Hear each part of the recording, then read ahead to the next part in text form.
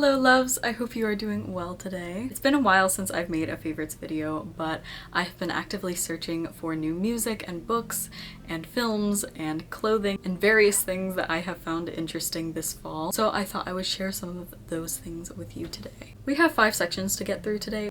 We have films, books, music, clothing, accessories, and an extra category dedicated to pretty much anything that doesn't fit within the last 4 sections. Therefore, I hope you enjoy this video, and here's a collection of my favorite oddities.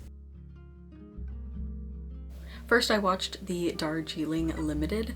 This is a Wes Anderson film from 2007, starring Owen Wilson, Adrien Brody, and my fave, Jason Schwartzman. Embarrassing fun fact! 2 of my favorite movies of all time include Sofia Coppola's Marie Antoinette and Scott Pilgrim vs. the World, 2 movies Jason Schwartzman plays a very, very prominent role in. However, Jason Schwartzman plays into his roles so beautifully that I did not realize until several rewatches into both movies that Louis XVI and Gideon are the same person.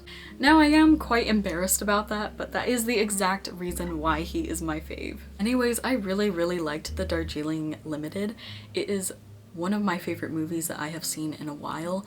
It follows 3 estranged brothers as they travel through India by train. Through that journey, they deal with their own personal struggles, grapple with their sense of meaning in their lives, and they explore grief from their father's passing. I don't really want to give more information than that since I went in blind and I really enjoyed it, but I feel like people don't like this movie as much as they like other Wes Anderson films like The Grand Budapest Hotel or Moonrise Kingdom because it is not as stylized as those films. However, the cinematography is still beautiful as always, and I really enjoyed the dialogue and the dynamics between the brothers. It is beautiful at the right times, sad at the right times, and comedic at the right times, and I just really enjoyed it. It is truly a fantastic film in my opinion, and I would highly recommend it. Next, I watched Penelope the other day, which is that one movie about the girl that is born with a pig nose. I have thought about this movie so many times since I watched it for the first time when I was really young.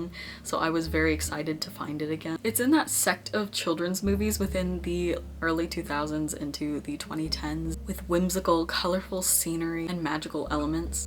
It's comparable, in my opinion, to Mr. Magorium's Wonder Emporium and the Paddington movies, which are also some of my favorites. These types of movies bring me so much comfort and joy. I absolutely love them. Penelope, like I said, is about a girl that is cursed with a pig's nose, and because of this her family locks her away not to be seen by the public. Her and her family believe that the only way to lift the curse is for her to marry someone of her own kind, and when plans go awry, she embarks on a journey of self-discovery. That is all the information I will give, but if you are looking for a cute, whimsical comfort film to add to your fall watch list, I would highly recommend this one. Lastly, for films, I watched Roman Holiday. In this film, Audrey Hepburn plays a princess named Anne who is tired of her royal duties, so she flees the palace to go explore Rome for the night. However, when a sedative from her doctor kicks in, she falls asleep on a park bench, and a reporter named Joe takes her in to his house to keep her safe, and while there he finds out that she is a princess. He tries to get a story out of her, but love gets in the way, of course. I really loved this movie because I love an old vintage rom-com. Rome is such a beautiful city and made for such a beautiful backdrop, and Audrey Hepburn was just such a brilliant actress who really gave so much life to the screen. For books, embarrassingly, I don't have much to report. I haven't read a lot of books that I have really enjoyed, at least enough to put into a favorites video. I read An Enchanted April and Agua Viva over the summer, but I've already talked about those a little bit in some previous videos. I have been reading through this book called the Domus Aurea book. It is by Vincenzo Farinella. This is one book in a series of 3. The other 2 books include the Roman Forum book and the Colosseum book, but I didn't know anything about the Domus Aurea before this, so I bought it at the Colosseum gift shop. I haven't finished it yet, but this book details the history of the Domus Aurea, which was a palace created by Emperor Nero in about 65 CE. The book starts with Nero's creation of the palace. However, since Nero was quite the tyrant and held a very poor reputation after his death, The monument was hated as a symbol of decadence and a very cruel reign. Therefore, the book goes through the history of the Domus Aurea through Nero's reign and after his reign, as the Romans attempted to erase it from history, and when the palace was rediscovered. It then discusses the grotesque art found on the walls of the Domus Aurea and their impact on history.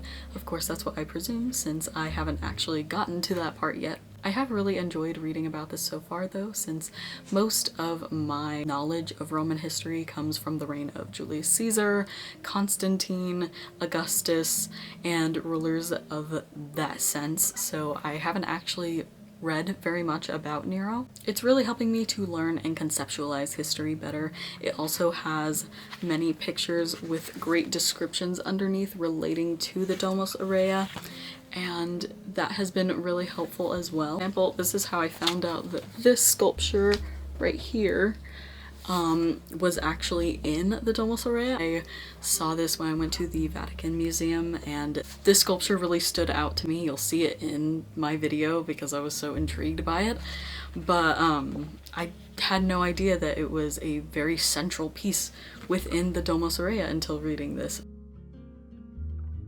We have music. Now, of course, copyright is a thing, so unfortunately I can't actually play you any of the music that I will be describing in this video. However, I'm still going to share some interesting music with you guys today. First, I've been listening to Have a Nice Life quite a bit. Have a Nice Life is one of my favorite bands of all time. I've been listening to them for about 6 years, so I am always listening to them. However, there is just something so spectacular about listening to A Big Gloom on full volume at dusk during a cold, rainy day in October. Have a Nice Life is a shoegazy post-punk band that uses a lot of gothic motifs. Death Consciousness is one of the best albums of all time in my opinion. It's a very dark and gruesome album. I interpret this album as a kind of Dante's Inferno kind of story about someone navigating their death and their descent into hell as they're thinking about moments from their life. In my mind, the first song, A Quick One Before the Eternal Worm Devours Connecticut, is the man's final moments alive as he disconnects from the material world. In my interpretation, then, the rest of the album follows the man walking down the path to his afterlife as he looks back on his memories from the material world. That is not the interpretation promoted by the Death Consciousness booklet or any kind of media, but that is exactly what I am thinking of when I listen to the songs on this album. The album is very dark but so beautifully crafted. I like Have a Nice Life's other albums as well. For example, Dracula Bells is one of my favorite songs of theirs on the Sea of Worry album, which is not as depressing and it's still very lyrically and musically beautiful. I highly recommend listening to Have a Nice Life if you haven't already. They are genuinely in my top 3 favorite artists of all time, so please check them out. I don't just listen to desperately sad music though. I have also been listening to a band called Daily Toll. Their song Bell Jar Convenience came up on my Spotify recently and I have been playing it over and over again. Because I liked that first album so much, I listened to the rest of the album called A Profound Non-Event and I loved it. It sounded very nostalgic for an album that just came out this year. The lead singer's voice has a kind of feminine post-punk tone, kind of comparable to Susie from Susie and the Banshees.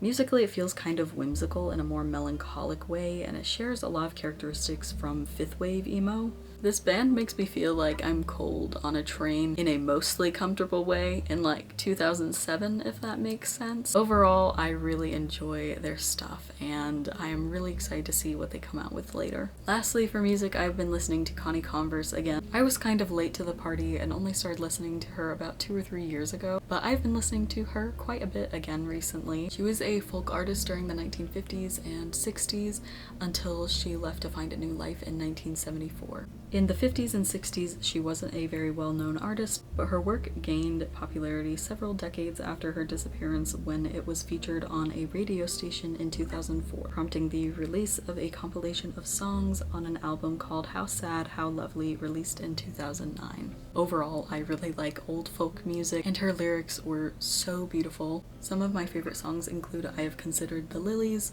Talkin' Like You, and Trouble. The subject matter is so interesting, and her sound is very folksy and beautiful, and I love it. Alright, our next category is clothing and accessories. I found this beautiful jacket recently. I've been wearing it out quite often. It's this pretty tapestry-like material with these beautiful floral motifs. It is very colorful and beautiful. I got this jacket from Goodwill along with a couple of other pretty items, and I really like it because it is the perfect material for the American South where it doesn't get very cold until about January. I typically want to start wearing my fall wardrobe in August, even though it is too warm for that. But this jacket isn't meant for very cold weather, so it's been a beautiful layering piece. The brand is Dress Barn, and I've been wearing it in a couple of different ways, usually with a dress and some boots, but really I can wear it with pretty much anything. Overall, I feel like I should be draped in a 15th century castle in this garment. I'm not going to do a full try on for all of these since I will probably be wearing these in my next outfit video, so stay tuned for that. Next, I found this pretty vintage nightgown at Goodwill recently for just about $3. The brand is Warner's, and I absolutely love it. It has this beautiful lace at the top with this pretty bow at the very front. I just kind of like looking at it because I have yet to actually wear it, but I am putting it in this video because I plan on wearing it. And it's just so beautiful that I wanted to show it off a little bit. It is see-through, but if I ever wanted to wear it out, I would just put a little slip underneath along with some tights and a jacket on top. Next, we have this shirt with these pretty swallows on it. It's called the Birds in Flight tee from Free People, and it's my favorite easy shirt to wear right now. Casually, I've just been wearing this with some jeans and some jewelry. But to dress it up a little bit, I've been wearing this with a black skirt, and usually I'll put a vest on it as well. The material is cotton, so it's very, very soft, and I really like this boat neckline right here, as well as the shorter sleeves. It looks really, really nice on. Ultimately though, the lovely birds on the front made me want to buy this the most though. They had several different colors available online, including a cream and a kind of maroon red color, but the black was definitely my favorite. It's been a really great layering piece for fall, and I definitely plan on continuing to find different looks with this shirt in mind. I've also been loving my velvet and velour dresses for fall. Since it doesn't get very cold, I can easily just wear a short-sleeved velvet dress with some boots and feel perfectly comfortable and whimsical as well. For a few of those dresses that I have been loving, we have this long brown dress that cinches at the back to kind of create this belt design in the front. I often strive to give a kind of modern Edwardian or into the 1920s kind of look into my outfits, and I feel like dresses like this definitely give that energy. This is my old green Free People dress. You've probably seen me wear this in a video. I wear this all the time. I have worn this many times with tights and some flats. It's definitely a go-to during the fall. I love the beautiful sleeves, this beautiful neckline right here. This other dress is a find from a while back as well. I love the beautiful beading, and the crushed velvet gives such a sense of whimsy that I really like to incorporate into my life. Definitely some of my favorite pieces and a big staple for fall. Next we have some accessories like this gorgeous necklace. I went to Morocco this summer on a cruise and had a wonderful time with the limited time that we had visiting the Medina and visiting the seashore a little bit. At one of these stalls in this market, I bought this as well as this ring right here. I'm not really sure which stone this is. It has a really beautiful blue sheen to it, and I love the background too. It has that kind of Art Nouveau look to it. It has that on the clasp as well. I just think this is overall so beautiful. I also bought this ring from another vendor. It is also really beautiful. It has kind of a Renaissance type of look to it. It is really pretty. I love the color, and I only bought it for a couple of dollars. Overall, two really beautiful pieces that I have been wearing a lot lately. Next, I found this Shakespeare & Company tote bag. I wish I could tell you that I bought it at the actual store in Paris, but I found this at Goodwill for $3. Shakespeare & Company is an English language bookstore in the heart of Paris over by Notre Dame. It is well known for being a gathering spot for famous expat writers such as Hemingway and F. Scott Fitzgerald. They used to stay there, gather there, and write beautiful stories there. Travelers can still stay at Shakespeare & Co.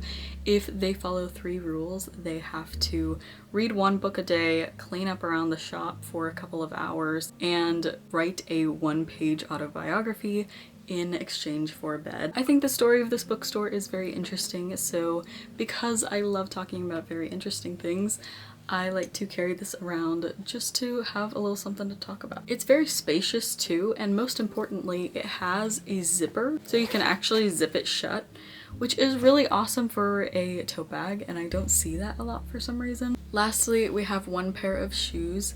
They are these beautiful brown boots. I have just about worn through my old pair of brown boots. I have to have insoles in them because the nail heads are coming out of the fabric. Therefore, it was definitely time for some new brown boots. I bought these at Goodwill for about $15. It doesn't look like they have any brand name. They are an entire size too small, but I have been making them work. I like how chunky they are. They look very 70s, and I really like the leather on them. I've been looking for, so I'm really glad I was able to find them. Lastly, for our categories, we have the etc. category full of some other random little things I've been enjoying. First is a new favorite little hobby of mine, collecting fun notes. While I was traveling around this summer, I collected several postcards and tickets and different little bits and bobs. And my new favorite hobby formed, which is shifting through some of these items and yearning. Hobby or not, you can decide. But I'm going to show you some of my favorites nonetheless. First, we have a photo strip. So me and my boyfriend just went into one of those little photo booths, and I've been using it as a bookmark. I can definitely add that to a good scrapbooking page later though. Right here we have the Parthenon in Athens. I bought this when we were in Athens on that exact same cruise where we went to Morocco, and I thought this one was a really beautiful illustration. At that same shop I got these. This one is of Hermes. Another one is of Apollo. I don't know if you can see that super well, but I really love these Greek mythology postcards. I thought they looked really cool and I could definitely do something cool with them. Here are our tickets for going into Carthage. I'm a big history nerd. I study history. I'm studying to teach history. So this was a dream of mine, and I was very, very ill when we went here. I was coughing up blood at this point, but I still got into Carthage and had a great time. From the Borghese Gallery, I bought this little notepad. It doesn't have very many pages in it at all, but I thought it was really cute for jotting down notes. And then lastly, in Rome, bought these little postcards. This one is of St. Peter's through the Aventine keyhole, and then this one is of the Roman Forum. I'm planning on putting together a little scrapbook because I am finally starting to form a deeper distrust in technology, and I really want to keep my memories safe.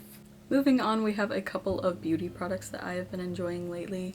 Firstly, we have some new lip products. I pretty much exclusively wore a red lip for about 1 to 2 years, so I figured it's probably time to find at least one other lipstick. First, I bought this e.l.f. lip liner in the shade Mauve Aside. It's only about 1 shade darker than my actual lip, so if I want my lips to look a little fuller without actually putting on a lot of makeup, I'll usually just line my lips with this and kind of smear it across, and it kind of gives the illusion, I think, that I have bigger lips. I also bought this Glossier lipstick in the color Catch It. This is my first and only Glossier product that I own, but I really enjoy it. The color is kind of a plum red color. It looks kind of 90s. It's very moisturizing and I like how it feels on my lips. It's not sticky, but it's still kind of glossy. So yay, I finally have a little bit of variety in my makeup routine. I've also really liked this body oil called Lodge from Free People. It has macadamia nut oil, marula oil, and cinnamon leaf oil, vitamin E, and shea butter, and red clover extract. It smells like sipping tea with a lot of cinnamon in a pine forest, if that makes sense. It smells very earthy while also smelling just like Christmas, if that gives you any kind of analysis of what this smells like. Lastly, to end off this favorites video, we have this spicy chai from Trader Joe's. This is fantastic. I like to smell chai and for it to kind of burn my nose hairs, so this is absolutely perfect. I'm actively trying to incorporate little bits of joy into my life one by one, and there is something so beautiful about going outside at 5 p.m, taking a 20-minute nap on the hammock out in my backyard, coming inside, waiting for it to get dark, and sipping a hot chai latte at night with a loved one on the couch. That really brings me a lot of joy. I am aware that that sounds really silly, but I think adding small romanticized bits into life makes one's life a little bit happier, which is why I am adding this chai in particular to this video. Alright, that is all I have for you guys today. I know this video feels a little bit unorganized, but I really do love talking about a dozen or so very, very cool things at a record pace, and I really appreciate everyone who enjoys that. Thank you so much for watching, and I will see you next time. Goodbye!